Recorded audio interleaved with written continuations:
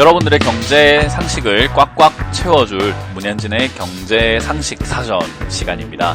오늘 벌써 세 번째 시간인가요? 역시 이렇게 많이 나오고 있는 뉴스들과 뉴스를 보다 보면 또 어려운 용어들이 많이 있잖아요. 그래서 뉴스 해석도 그렇지만 이 어려운 용어들을 조금 쉽게 이해할 수 있는 방법은 없을까? 그리고 우리가 주식을 하는 데 있어가지고 별로 상관이 없다고 생각했던 부분들까지 제가 연관시켜서 이런 것들이 어떻게 시장에 영향을 끼치는지 다 알려드릴 거예요.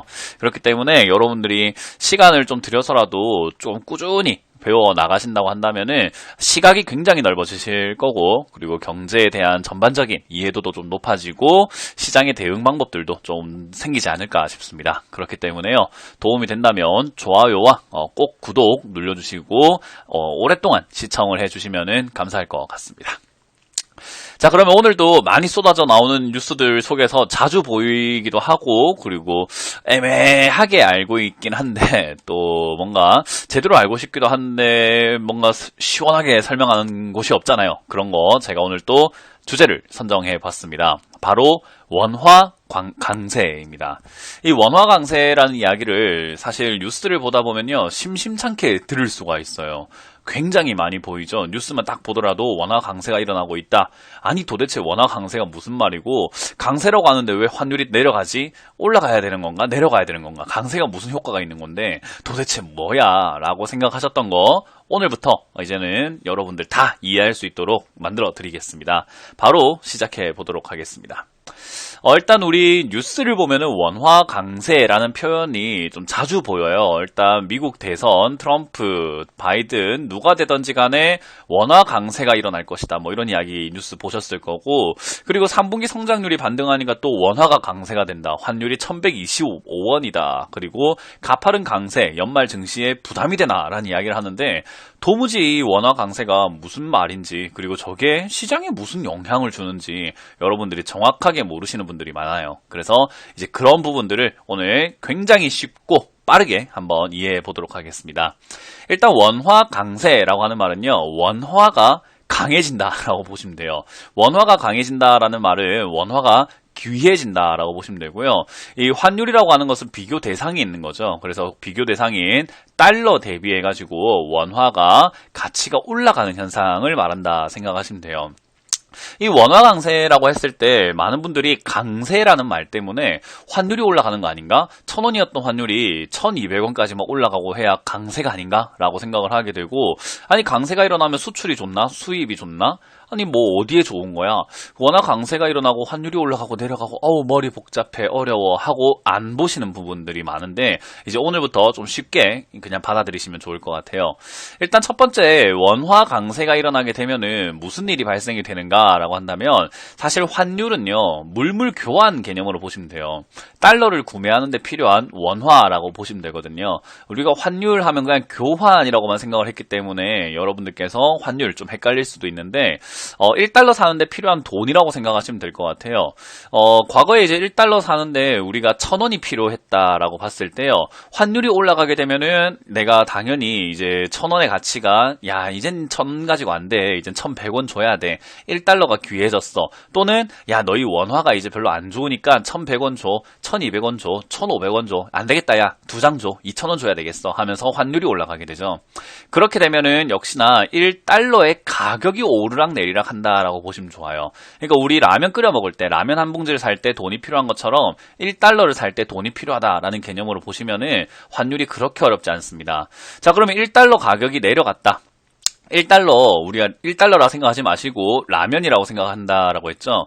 라면 가격이 내려간다라고 했을 땐 두 가지가 있을 것 같아요. 첫 번째로는 라면에 너무 흔해지고, 라면이 너무 흔해지다 보니까 너무 많이 생산이 되어서 이 라면도 있고 저 라면도 있고 라면 선택지가 너무 많은 거예요. 그래서 야 이제 라면 사는데 1,000원이나 줘야 되니? 에이 1,000원이나 주고 라면을 안 먹지, 차라리 소고기 사 먹지 라고 하면서 1,000원이라고 하는 그 돈, 늘 주지 않고 이제 조금 더 가격이 내려가겠죠. 아, 지금 라면 가격을 좀 내려야 되겠네. 900원, 800원 이렇게 내릴 수가 있을 거고요. 또는 반대로 화폐 가치, 야, 원화가 이제는 너무 세상 사람들이 돈이 없어. 그래서 돈을 1,000원이나 주게 되면은 안 돼. 그래서 900원, 800원, 700원 이렇게 좀 내려가야 될 것 같아. 라고 하는 두 가지 경우라고 생각하시면 돼요. 그래서 이 달러로 표현을 하게 된다면은 1달러 살 때 여러분들이 1,000원이 필요했었는데 이제 1달러가 너무 많이 세상에 뿌려져 있거나 너무 흔해버려가지고 야, 이제 1,000원 한 장으로 1달러 사기에는 조금 비싸다. 그러니까 900원만 줄게. 라고 하는 경우, 또는 두 번째, 야, 우리나라 돈이 이제는 위상이 올라와서 세계 1위가 돼버렸어. 그러니까 우리나라가 경제 대국이 돼버리고 하니까 우리나라의 돈에 대한 신뢰도가 너무 높아졌기 때문에 우리나라 원화라고 하는 것은 달러 대비해서 너무 귀해졌어. 그러니까 야, 이제 1달러 사는데 1,000원은 못 주겠다. 900원 줄게. 하는 두 가지 형태로 보시면 돼요. 어쨌든 그 두 가지 형태가 어떻게 일어나든 간에 이제 그렇게 해서 환율이 내려가게 되고, 그걸 우리는 보통 원화 강세라고 보시면 되겠습니다. 그래서 어렵게는 평가 절상 또는 절상이라고 표현을 하기도 하는데, 저런 것까지는 아실 필요까지는 없지만 그냥 절상이라고도 하구나 정도. 그래서 원화 강세가 일어나게 되면 우리나라 돈이 귀해지거나 달러가 흔해졌다라고 생각을 하시면 좋을 것 같습니다. 자, 그럼 이 원화 강세가 일어나게 되거나 우리나라 돈이 귀해지게 된다면 어떤 일이 발생이 되는가 바로 살펴보게 되면요. 사실 많은 기업들의 이 원화라고 하는 것은 좀 큰 의미를 가지는 경우들이 좀 많습니다. 왜 그러냐면은 우리나라는 거의 수출을 많이 하는 국가인 건 다들 아실 거예요. 그런 것처럼 수출을 많이 하다 보니까 아무래도 1달러를 벌어들였을 때 우리나라 돈으로 다시 바꿔서 생활을 해야 되잖아요. 여러분들이 해외 수출해서 1달러를 벌었다. 그 1달러로 여러분들이 식당 가서 1달러로 계산할 수 있는가? 꼭 그렇진 않죠. 우리 원화로 계산을 해야 되기 때문에 야, 내가 해외 수출해가지고 10달러를 벌었어 라고 했는데 이제 1200원으로 환전할 수 있을 때는 12,000원으로 환전이 됐는데, 아니 이거 이제는 환율이 자꾸 떨어지네. 그래서 원화 강세 때문에 1200원으로 우리가 할 수 있는 게 아니라 1000원 또는 900원으로 하게 되면은 10달러 벌었을 때 우리나라 돈으로 가치로 따진다면은 9,000원, 만원 이거밖에 안 되는 거죠. 그래서 영업이익이 줄어들 수밖에 없어요.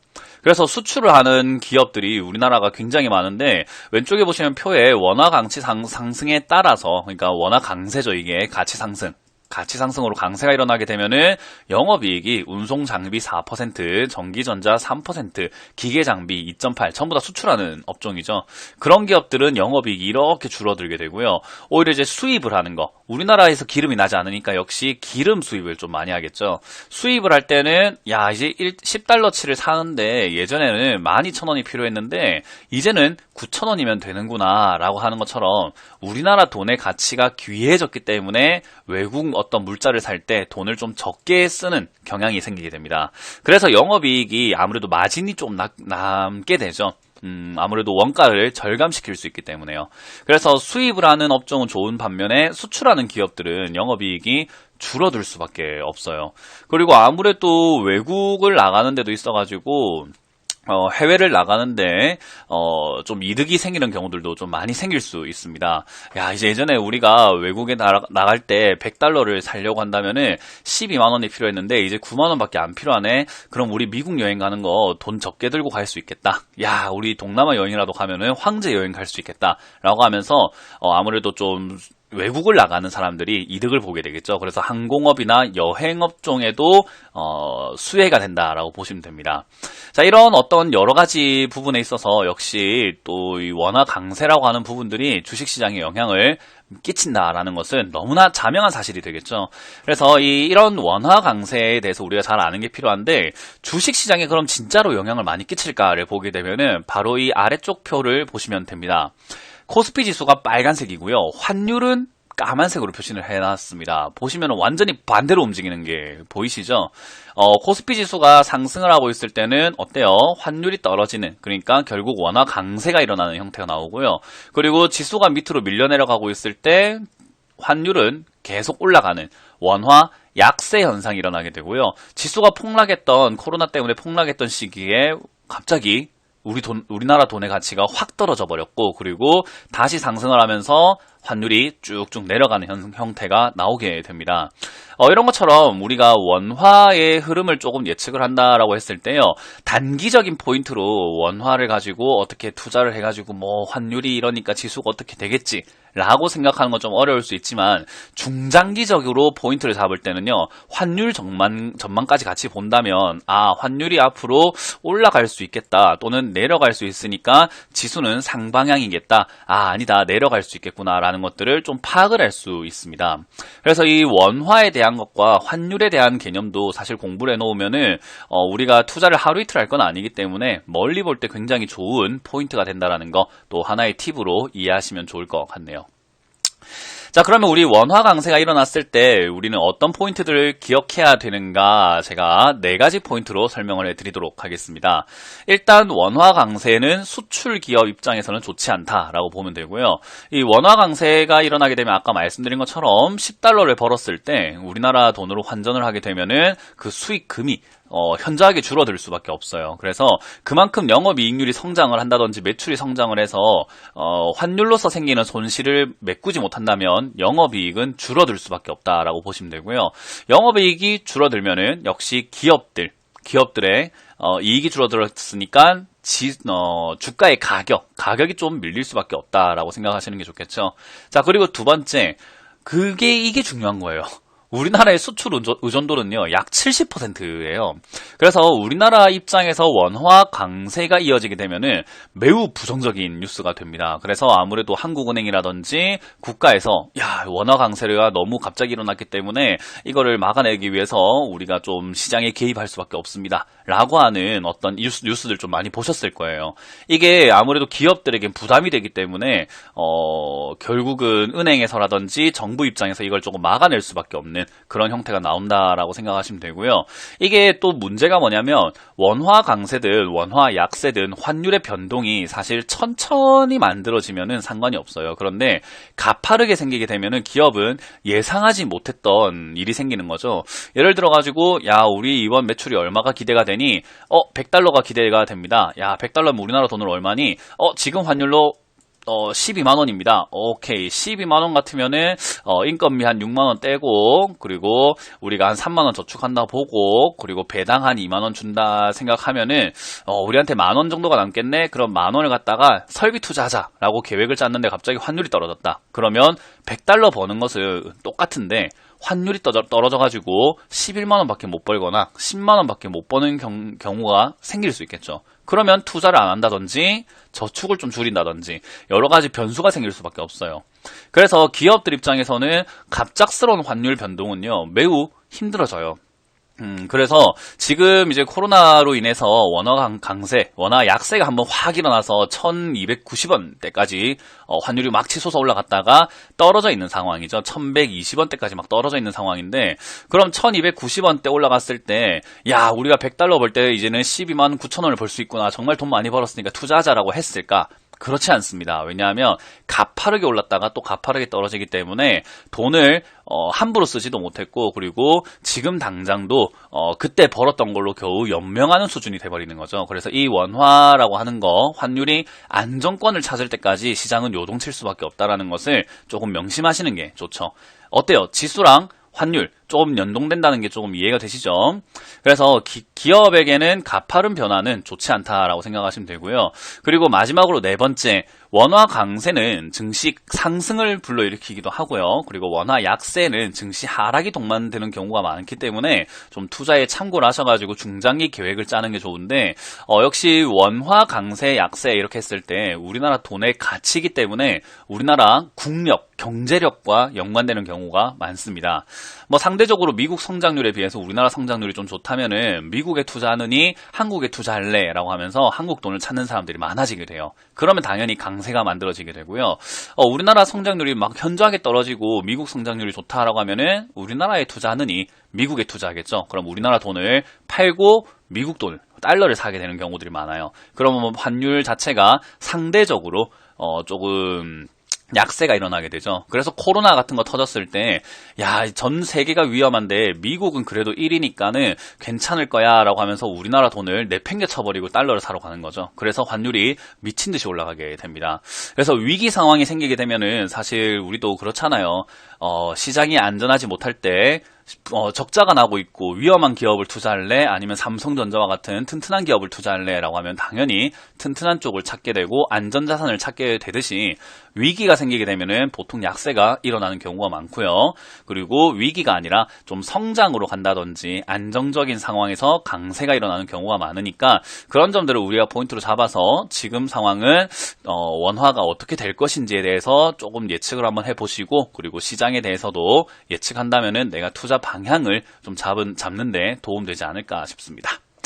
자, 이렇게 경제 상식 사전 살펴보았는데 오늘은 어떤 말로 어떤 한마디로 표현을 한 줄 평을 좀 내려볼까 생각을 하다가 역시 이게 좋을 것 같습니다. 환율이 오르면 주식 비중을 늘리는 게 맞고요. 그리고 환율이 내리면은 비중을 줄이는 것이 맞다 생각이 들어요.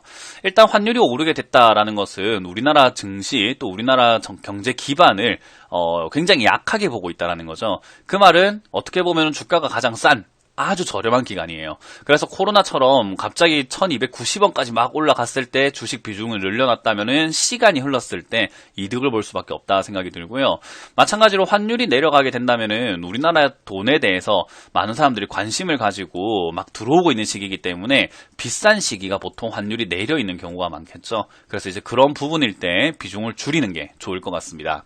근데 지금 현재 상황은 역시 환율이 내려온 상태고 우리나라 경제 기반이 탄탄한가라고 했을 때 세계 경제 기반이 조금 위험한데 우리나라 쪽 환율이 높아진다? 저는 그렇게 좋은 상황은 아닌 것 같아요. 그래서 지금은 저는 비중을 줄여나가는 시기가 맞다. 그리고 환율이 오를 때 천천히 비중을 늘리면 되기 때문에 이런 것들을 좀 왔다 갔다 잘해야 여러분들이 좀 훌륭한 투자자가 되지 않을까라는 생각이 듭니다.